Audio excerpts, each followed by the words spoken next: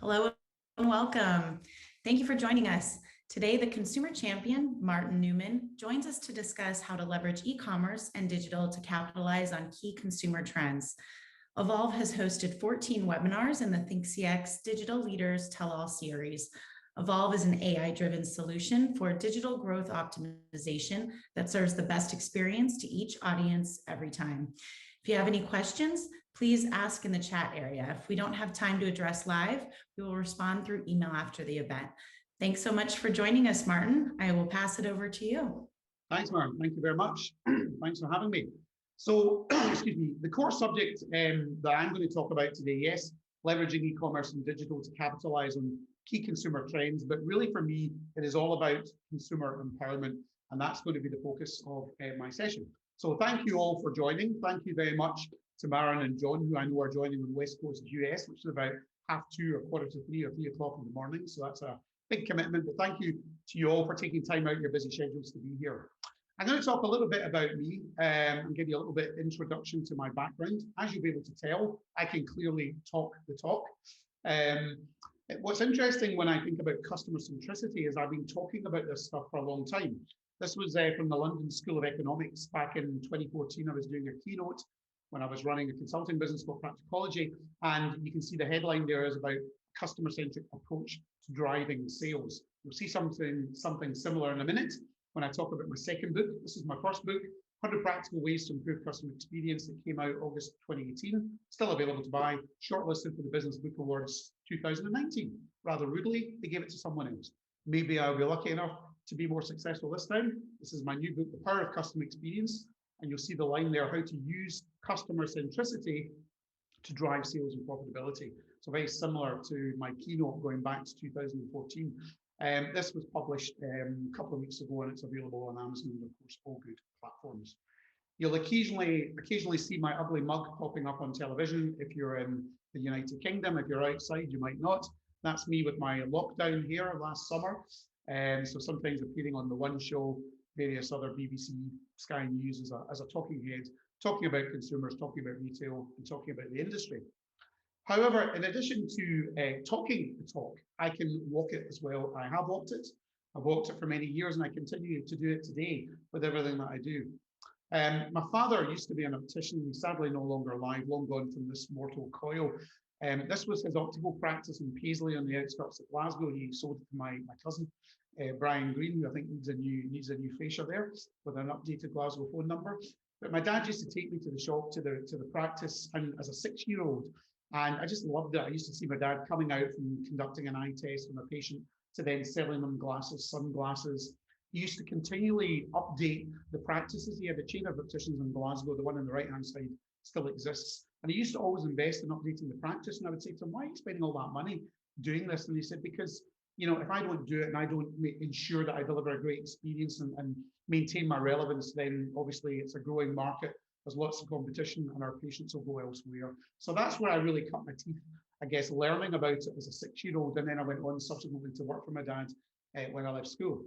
I got involved in digital very early, actually in 1997. So I've been involved in digital and e-commerce for 24 years. This was my flashy CLK Mercedes, W66 for web, WWW for World Wide Web. And that's my daughter Antonia, who's now nearly 25 years of age. Got a wee bit ahead of myself, had a web development business at the time, which crashed and burned in the dot-com growth and boom and bust phase, which many of you will remember. I've had the privilege of running online and multi-channel for some great brands, Burberry, Harrods, Ted Baker, Pentland Brands, who owns Speedo, and many other well-known brands. I created a business called Practicology, a consulting business which I grew to nearly 100 people, and we sold it to a great American business called Pattern, who are a marketplace reseller. I'm on the advisory board of ClearPay, who are the leader in the buy now, pay later space in the UK. I'm on the board of a charity called In Kind Direct, who support thousands of other charities with access to products. I'm the non-exec chair of the retail arm of the Scouts, and I'm the chair of the advisory board for a business called Mayborn Group, whose best known brand is Tommy Tippy. I also run a website called Customer Service Action in my guise as the consumer champion, where I'm essentially allowing consumers to come on and tell us about both their good and their bad experiences. and I'm connecting them with brands, hoping the brands will do something about it, and trying to improve things both for customers and for the brand itself as well. I've also just created a mini MBA in customer centricity in case you're interested. You can see more details of that on my website, and my partner for that is the Oxford College of Marketing and the Oxford College of Leadership and Management. What I want to start by talking about is that today in 2021, there's still far too much focus on the cost to serve. It's a term you're probably familiar with within your own organizations, and I'll tell you why that's an issue. It's an issue because this is not the world we live in anymore. If you go back to pre-internet, 1993, 94, prior to the World Wide Web really taking off, it was all about location, location, location. Whether you're selling to other businesses or whether you're selling to consumers, it was about where you were based. And consumers had a limited choice. If you talk about retail, you had high street stores, the odd brand had a catalogue, they were maybe in an out-of-town shopping centre, a shopping mall, and they could have been in a retail park. But ultimately, the customer still had relatively limited choice. So at that time, the balance of power was really held by the brand. Then along came Sir Tim Berners-Lee, who I've shared a stage with, which I'll talk about later on. And he invented the World Wide Web in 1989. But in 1994 began the democratization of retail, because that is when the first transactions were made online. And what that started over like the next 10 years after that was the game-changing move towards proliferation of choice.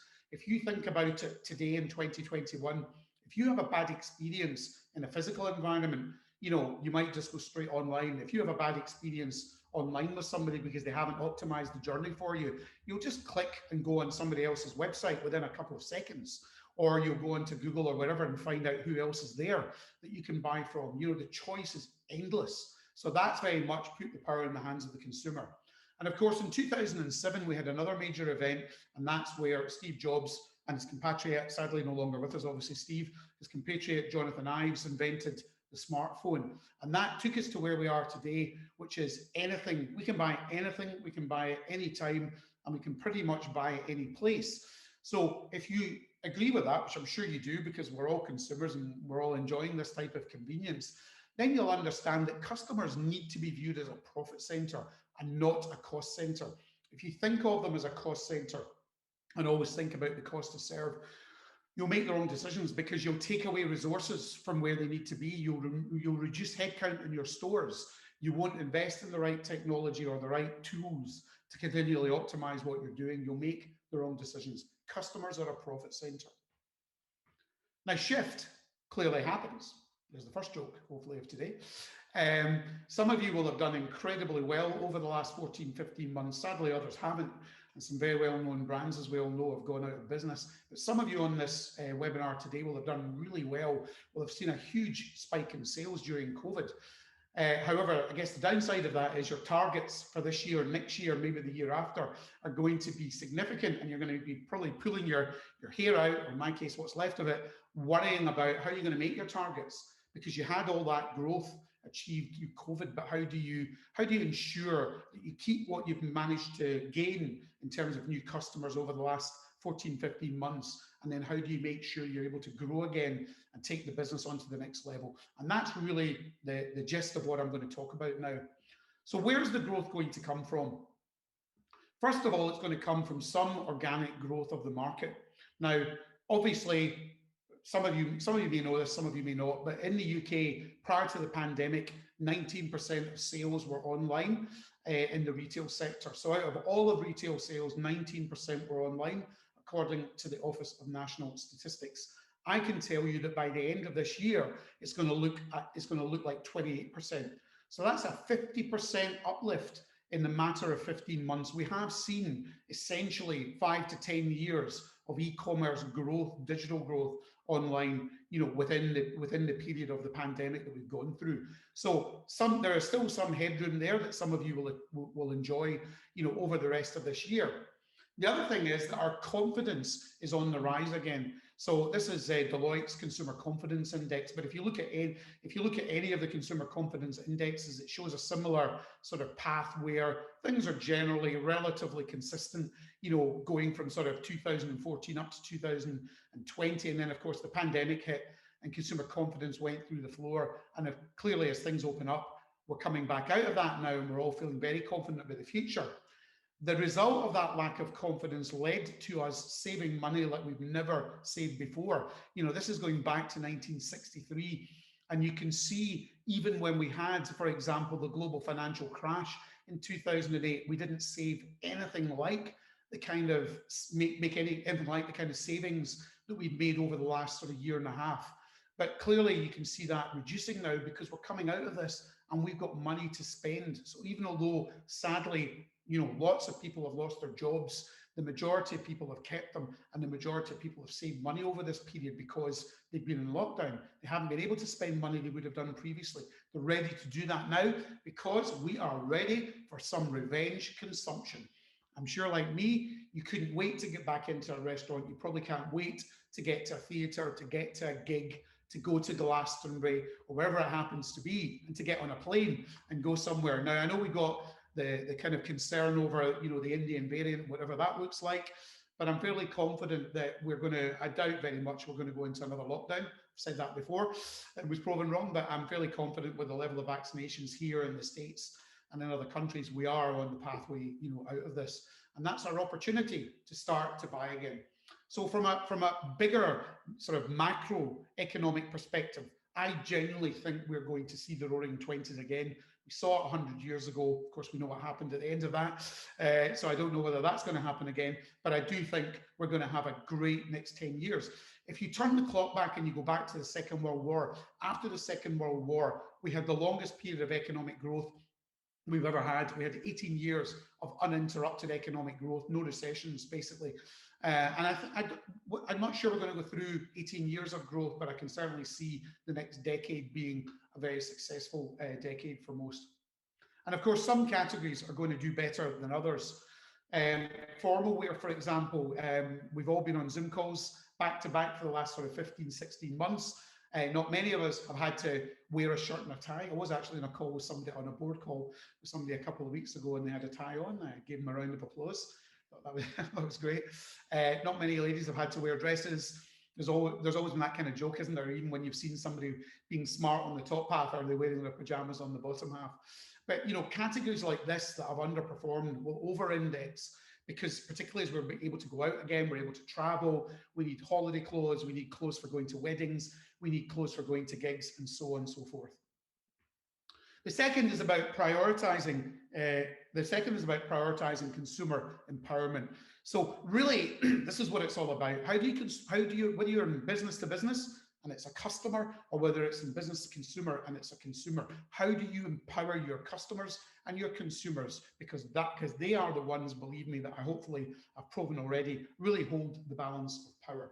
So the first thing I want to talk about is the fact that not all customers are the same. No two people are necessarily created equal. We're all a bit different in terms of what we're looking for. So every brand you can think of, and this would apply business to business as well, you could have fans who are loyal customers, impulse shoppers, bargain hunters, wanderers, needs-based customers, maybe gift buyers, less so in the business to business space, but certainly within the consumer market.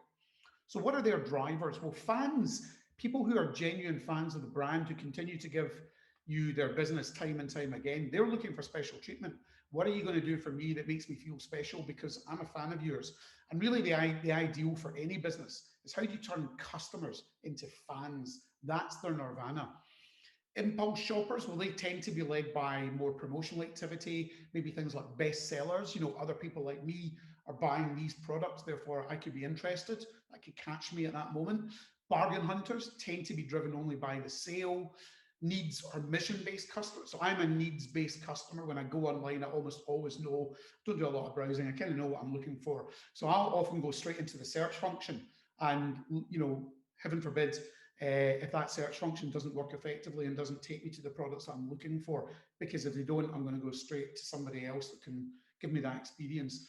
Wanderers, browsers, you know, they need maybe a bit more content, a bit more storytelling to encourage them to engage with the brand.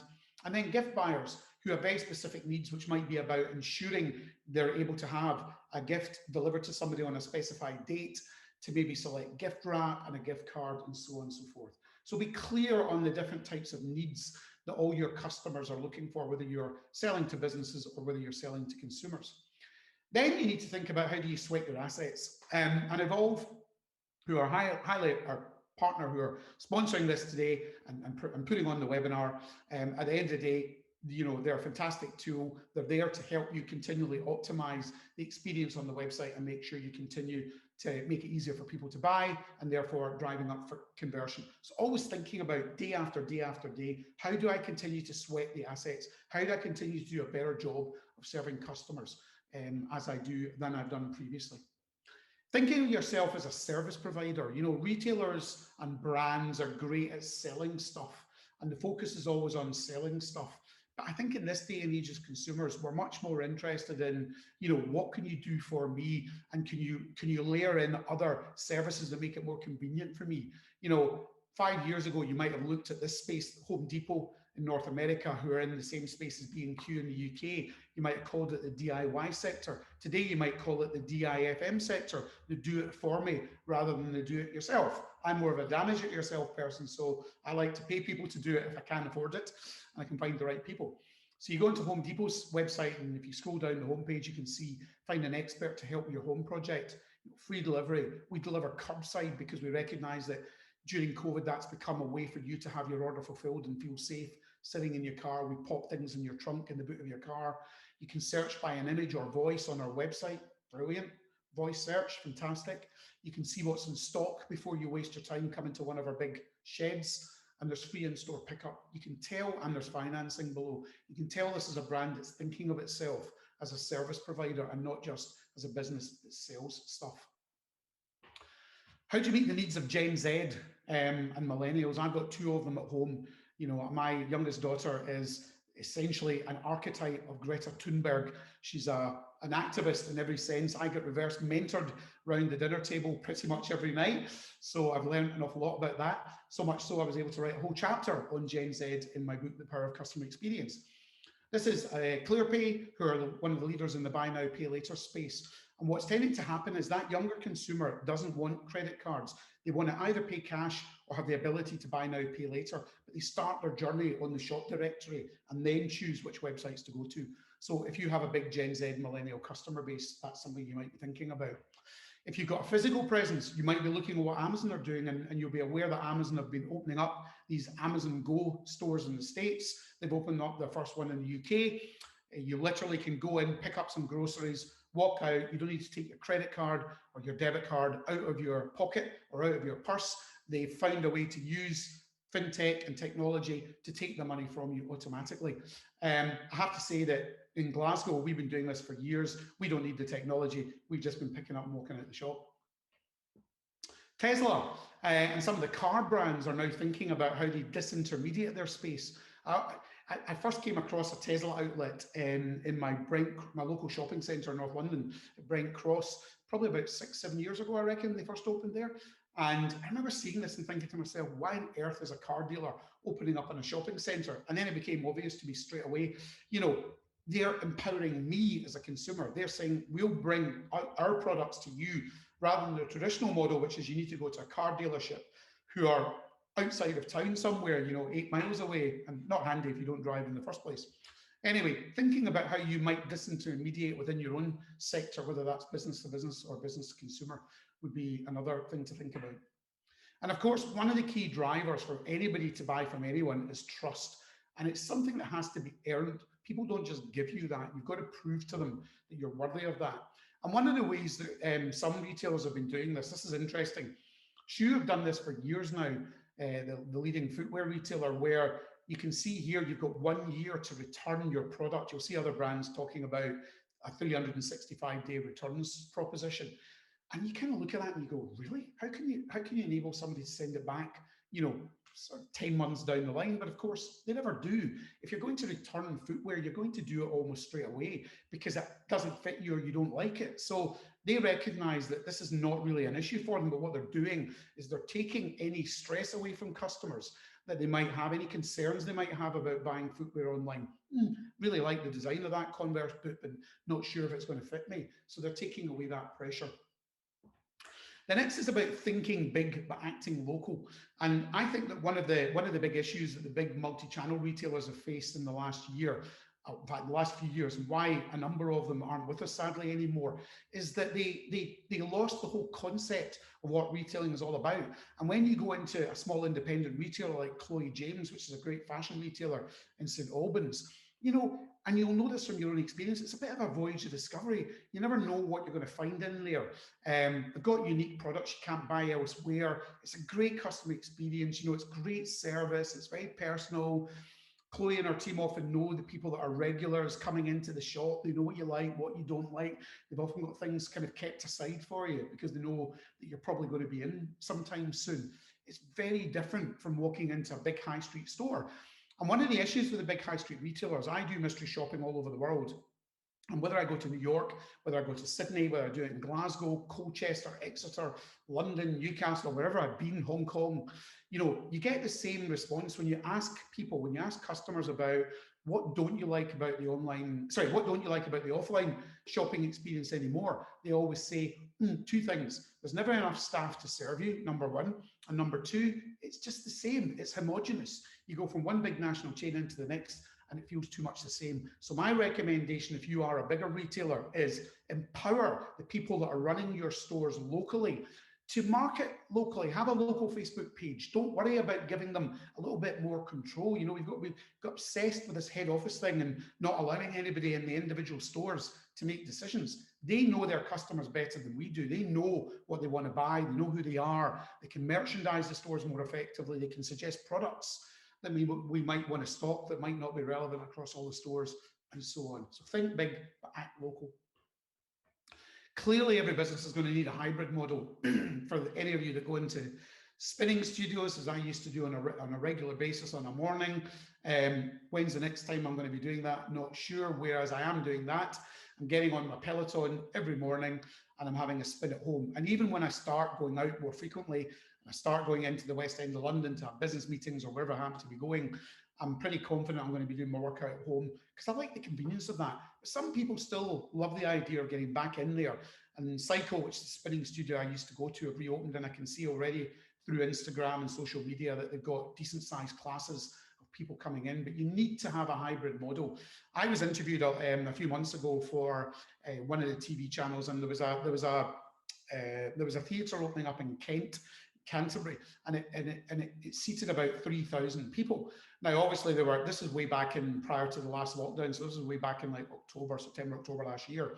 And I think they allowed about 10%, and they had about 300 people in. And I was asked what I thought about that. I said, well, it was great. But I said, bearing in mind they can only have 300 people in, why are they not also allowing other people to basically view it digitally, to pay-per-view, and watch it from home? Why have they not got some cameras in there? Why are they not doing a deal with Deliveroo or Uber Eats or Just Eat and having like a pre-theatre menu and allowing people to order food and have a theatre experience but in their house? So I think every business needs to think about having a hybrid model. Obviously, many of us are going to be working from home both now and in the future for at least part of the week. The next thing, which is normally my first building block when I talk about how to be truly customer-centric, is about putting your own people first.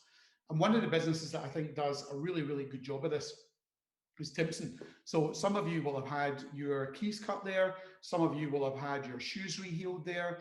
They're often known as, Timpson the cobbler, but they're obviously a lot more than that. This is their upside down management model. I just love this. I first saw this about 5 or 6 years ago, because in most businesses, and most of the people that are on the webinar today, and my own experience would be, you'd be looking at something that was the opposite of this. Basically, it would be upside down from what you're looking at the minute. Management would be at the top and customers would be at the bottom.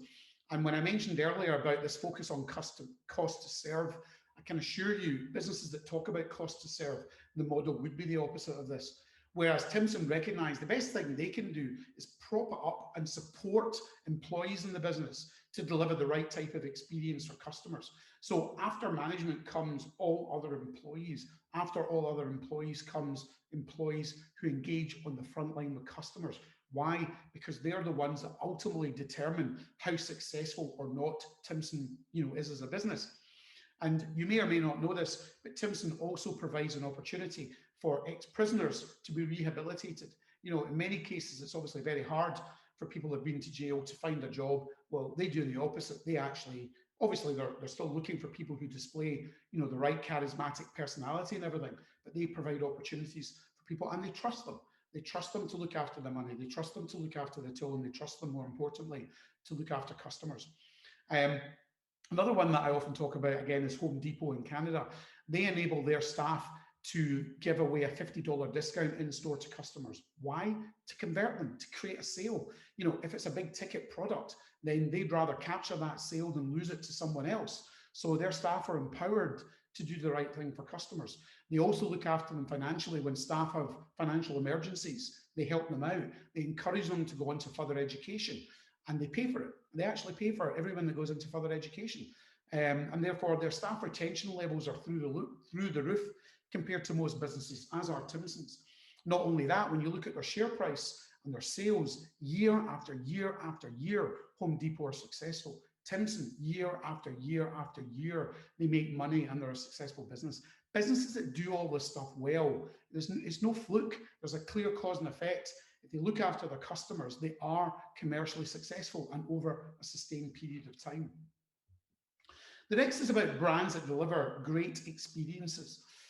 Sorry to foist this upon you, but this is my ugly mug when I was doing mystery shopping, going into the CoverGirl store in Times Square, New York.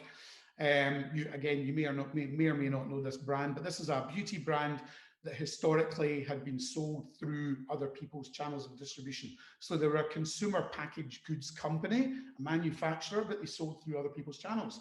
Then they decided to open up their own first store in New York. If next time you actually get to get on a plane and get to go to the Big Apple, I highly recommend you go there. It's just a brilliant experience. They've got training going on. They've got staff giving product knowledge. There's just a great vibe in there. There's music. And then, of course, there's great technology, right? So this is using augmented reality and virtual reality to pick up products and not actually physically have to try them on. You just pick up the product and it kind of superimposes on you what your eyeliner might look like or what the lipstick might look like. Just great. And it's a bit gimmicky, but in reality, it's a great way of doing it. And not everybody wants to actually apply the product in the first place. It's also a good way of cutting down on all the samples, etc. The next thing I want to talk about is being where your customers are. Now, that might sound a little bit obvious, but there's lots of businesses that still don't do that today. So what I mean by that is, again, if you buy into the concept of we live in a world of anything, anytime, anywhere, where consumers are essentially empowered to buy anything, anytime, anywhere, then you need to be in the right places. You need to be there at the right time. You need to be available and accessible in order for people to engage with you, or they'll go somewhere else. And for some brands, that might be an app. This is the Nike sneakers app. I'm a bit of a sneakers addict, and so I always want to know when their new products are coming out that I can try and get my hands on. Or it might be, again, physically starting your experience in the physical environment. We live in a world now where 70% of customers who still buy in retail start their journey online. Right? They don't start their journey by going to the store. They want to know whether that store's got availability of the right products they're looking for in the first place, rather than waste their time. So they do their research online, but then they still, as you've seen already from the stats I showed you, most of them still make the purchase and the acquisition offline. But the flip side of that is people who start their journey in the store, but then conclude it online, particularly around products like furniture, bigger, bulkier items that you kind of need to experience first before you maybe have the confidence, of buying in the first place. And one thing that brands are doing a better job of now is leveraging their solutions from brands, from businesses such as Hero. And what they do is, when your staff in a store have got downtime, it then makes them available to customers who are online and want to do a live chat. And of course, the difference is, rather than doing a live chat with somebody in the contact center who, bless their cotton socks, might be great at customer service, but might not actually know that much about the product. Whereas when you're engaging with somebody in the store, you can bet your bottom dollar they've got more visibility and more awareness of hopefully, of the products that they're selling. Although I've done some mystery shopping recently, you would say to the contrary. But it's a great tool to, again, make sure that that the staff in the store, that their time is being utilized effectively, but very much from with a sales focus, and converting more and more customers online as well at the same time. And then what about contact centers? I had an experience I'm going to tell you about very quickly a number of years ago. I had the privilege of being on the advisory board for a business called Wiggle, who are one of the leading cycling retailers. Brilliant business. At the time run by a very, very clever guy called Humphrey Cobold, CEO. He now runs Pure Gym, had a tough time last year and a half, but coming out of that, he's a great guy. Built the business from 30 odd million to 140 million pounds, right? I've never done that with a business. So that was pretty great case study. But when I got involved in the advisory board, Humphrey and the marketing director at the time were doing a presentation, and there was quite a big lapsed customer base. I mean, it was in the many, many hundreds of thousands. And I was thinking to myself, that's kind of weird. Why is that so big? And a friend of mine sent me an email and said, oh, when he found out I was involved with Wiggle, he said, you've got to see this. He had ordered a part for a bike and he was getting frustrated, and the emails were going backwards and forwards to customer service. And he was saying, look, can you just call me at a time that's convenient for me so that we can arrange a time for you to send the right part? I'm going in a competition in a couple of weeks. I really need to sort this out. And the email that came back said, dear Mr. Smith, I'm really sorry, but at the moment, we only talk to customers through live chat and email. I was astonished by this, but I knew what it was. It was an internet business, a pure play business that thought it could replace any form of human intervention with technology. And I still think you need that human intervention. And I said to Humphrey, have you not looked at putting in a contact center? And he said, have you any idea how much that would cost? We get thousands of emails every day. I said, so you've looked at the cost, but you haven't looked at the benefit. Again, that's the difference between thinking about customers in the context of their lifetime value and not just looking at them from a cost to serve perspective. Then you'd make a very different decision. They subsequently went on to implement a contact center. But not only that, we also made the suggestion that, why don't we start phoning up lapsed customers? Why don't we take some of the best, most valuable customers that have lapsed in the last year and ask them why they don't shop with us anymore? What might we find out from that? It's incredible how few businesses do that. Why wouldn't you want to talk to customers who used to spend a fortune with you and find out what was it that drove them elsewhere? There might have been a really simple reason, but then there might have been an issue with your business that you didn't know about that you could have addressed. And of course, being where customers are these days increasingly means being on somewhere like Instagram. So I don't know about you, but I'm a sucker for buying something on Instagram, sometimes on Facebook, probably more often on Instagram when I'm looking at people's stories. Invariably, something pops up like this and I think, oh, that's quite interesting. Let's go and have a wee look. Before you know it, I've dropped a couple of £100 buying a couple of a few new jumpers.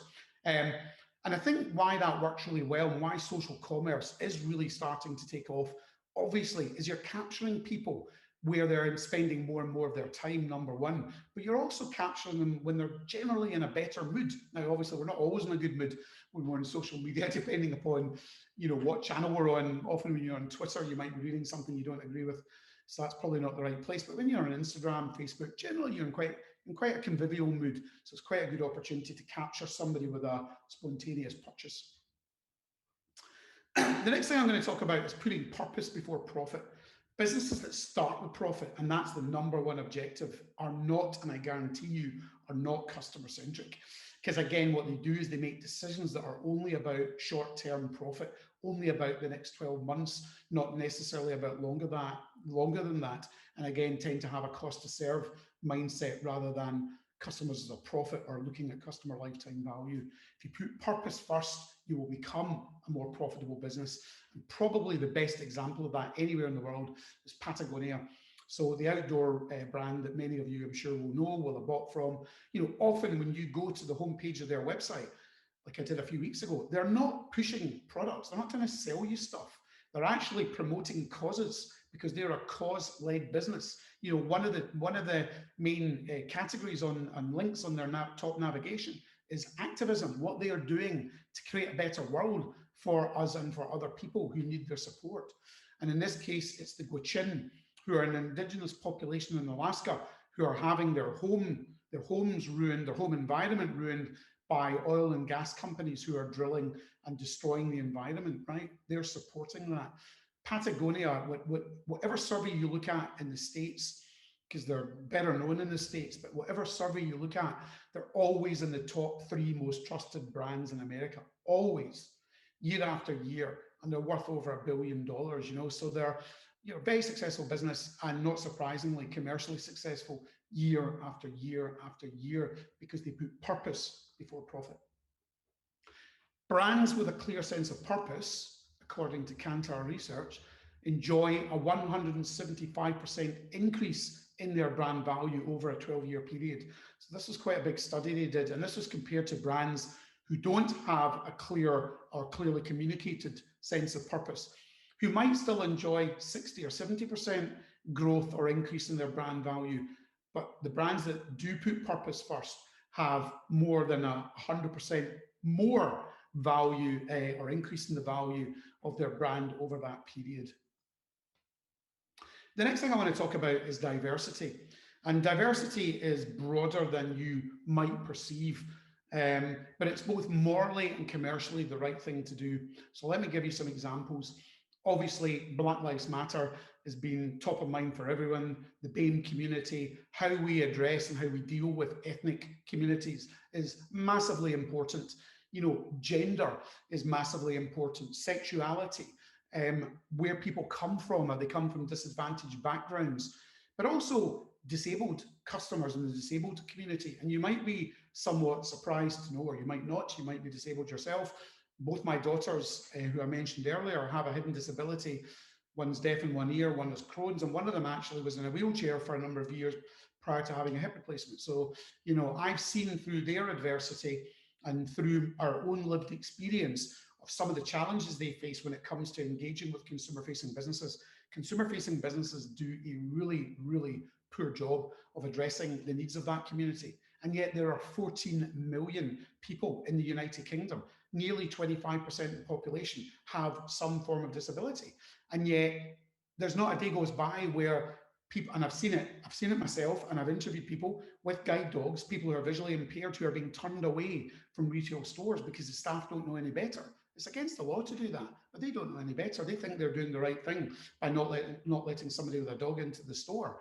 You know, or people who are visually impaired not being able to go in and have the right type of experience, or someone in a wheelchair who cannot get into the store because there isn't a ramp and there's a step there, or somebody who's in a wheelchair who can't reach up, you know, to products.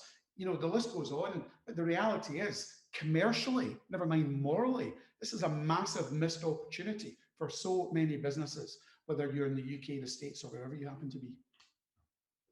The next thing I want to talk about is conscious consumption. And we're not quite there yet, but there's no question we are moving there at pace. We're all becoming much more aware of what we buy and what the implications of that might be.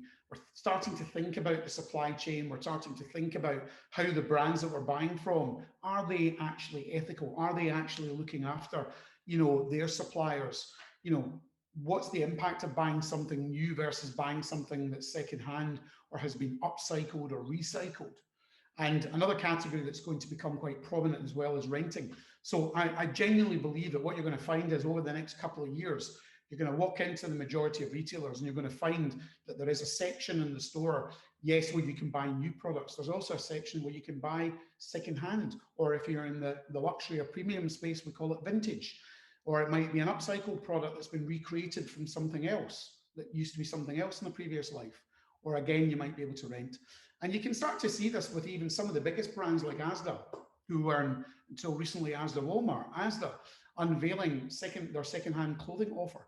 So they're one of the top 4 biggest grocers in the UK, and they're starting to sell secondhand clothes in 50 of their stores across the UK, following a trial. So, you know, this is just the beginning, but for many brands, and you can see the growth of it. I'm sure some of you probably buy from some of the online vintage retailers now as well, selling the luxury brands that I spoke about earlier. This is going to be really, really prominent. And as consumers, as we become increasingly aware of our own carbon footprint and what the implications are of our behavior are on the environment, we're going to be paying much more attention to who we buy from and what we buy and whether they're catering for these needs or not. This is an interesting little model called the Bioarchy of Needs rather than the hierarchy of needs. Now, whether we'll actually really end up in this place or not, I don't know, but you can envisage it. Again, it's a little bit like the Timson model, where it's kind of the opposite to what you would imagine. Today, it's all about buying, but you can imagine in the future, in the not too distant future, that your thought process when it comes to needing something new might be, well, actually, you know what, I'm not going to buy it. I'm just going to use what I've got. Or actually, I'm going to borrow it from someone else, or maybe I'll swap something for somebody else that has what I'm looking, or I might thrift, I might make it, and eventually, if I can't do any of those things, I might buy it. Now, will it look quite like that anytime soon? Probably not. But you can imagine that over time, we move down to that type of sort of psychological approach to retail. The next is about delivering seamless experiences. So I mentioned earlier about having the privilege of sharing a stage with Sir Tim Berners-Lee. And this is what most retailers look like today. They have silos, they have very separate departments within the business. I'll come back and talk about that in a second. So this is the World Retail Congress in 2015. That's me, Babita Sharma, BBC presenter, Sir Tim Berners-Lee, inventor of the World Wide Web, and a Frenchman, I can't remember his name, unfortunately, but he's the co-founder of the biggest private sales site in the world, Von Privé. And I got the first question, and this was the first question. A friend of mine took a photograph. They're all looking at me, and Babita Sharma turns to me and says, "Martin, you do a lot of work online. You do a lot of work in retail. What's next for retailers when it comes to the web?" And I was like, you know, I had a sort of 3 or 4 second rabbit in the headlights moment, because number one, I wasn't expecting the first question. When you've got the man who invented the World Wide Web sitting on your other side, I was expecting that question to go to him and not to me. But thankfully, I regained my composure and I said, it's not about the web. We live in a multi-channel world, but the problem is we've structured our businesses around channels and not around customers. Fast forward 6 years to 2021. Again, I engage with lots of consumer businesses and business-to-business companies on a daily basis, and I do not see too many businesses that have a joined-up experience. I see most businesses looking like that. You know, you've got a separate web team, a separate digital team, a separate technology team, often in different buildings, a separate team looking after the physical environment, the stores, wherever it happens to be. And there's not that connection. And that can manifest itself in so many different ways. But ultimately, what it does mean is that from a customer point of view, they don't have a joined up experience when they're engaging with you through all the touch points. And to use a term, I'm not a fan of some of the BS bingo in our industry, but omnichannel, which essentially really means, in my mind anyway, giving customers, it's not a customer facing term, but it really means how we ensure that we join all our channels and our touch points together so that a customer should be able to start a journey somewhere and complete it somewhere else. And our people and our systems should have that visibility of them. We should enable them to engage with us pretty much however they want. But at the moment, in many cases, that's not the case. 10 years ago, I wrote a column in Retail Week, and I talked about a customer being for life and not just for Christmas. You know, according to Harvard Business Review, a 5% increase in customer retention leads to a 25 to 95% increase in profit. Measure what really matters, and if you do that, you will retain more customers, whether that's net promoter scores, customer satisfaction, talking to lapsed customers, looking at customer service issues, web analytics, where are customers dropping off, why are they returning? These are the reasons, these are the things that we really need to know about. Average order values, conversion rates are good to know, but they don't really tell us what's happening. These are the things that actually tell us what's happening in our businesses. And how do we turn customers into fans? We increase a return on their involvement. We send them an offer when they make their first purchase. We send them a gift of purchase, or in this case, a random act of kindness. Levi's sending me a face mask when I made a couple of purchases of jeans last year. Or my local barbers who have 240,000 followers on Instagram, and they're 4 or 5 Greek Cypriot barbers, you know, because they cut great hair, they post the content, they share it on Instagram, and people love them. You know, you could do the same thing. I hope you enjoyed that. I'm going to stop sharing my screen now, and Maren will let me know if we have any questions that I can answer. And if not, I'd be very happy to take an email afterwards from anyone, martin@martinnewman.co.uk, if there's anything else you'd like to ask outside of the conversation now. Thanks so much, Martin. There are a couple questions that came in. The first one, is there a danger of fragmenting brand identity or coming across as disingenuous by trying to connect with such different types of potential customers? That's a really good question. Well, I don't think, I'm not suggesting that you try to be all things to all people. I think what you need to do, obviously, is be able to identify who your most important segments of customers are, and that's who you cater for. I absolutely am not an advocate of trying to be all things to everyone. So make sure you know who those most important segments of customers are, and then you make sure you provide a proposition that's relevant for them. That's the way I would go. Segmentation, understand customers, and tailor everything that's appropriate for them. Great, thank you. And then a second question here, you shared the example of Patagonia, which I think is a great example since that e-commerce businesses are so focused on social responsibility right now. How are you seeing companies use digital channels outside of the web to accelerate their ability from an ethics and social responsibility perspective?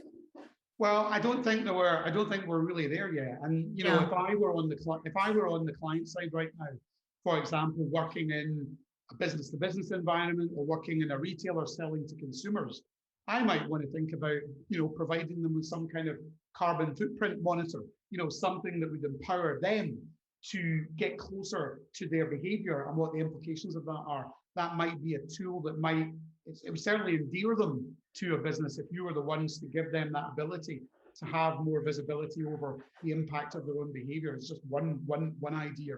But the other is kind of traceability. You know, I think anything you can do to prove to customers that you are genuinely on your supply chain and every aspect of your business, looking at how you can continue to be a more sustainable business. And I think if you can leverage digital in a way that empowers customers to maybe look inside your business and see actually that you're doing something about all these things, would be another way of really deepening their engagement with you as a brand. Great, thank you. Well, it was a pleasure speaking with you. Thank you for having me. Thanks to everybody for being on. We're going to close out today's session. The webinar playback will be available. I do see a few more questions here, so we'll follow up definitely via email post-event. Thanks for joining us. Thank you. Thanks a lot.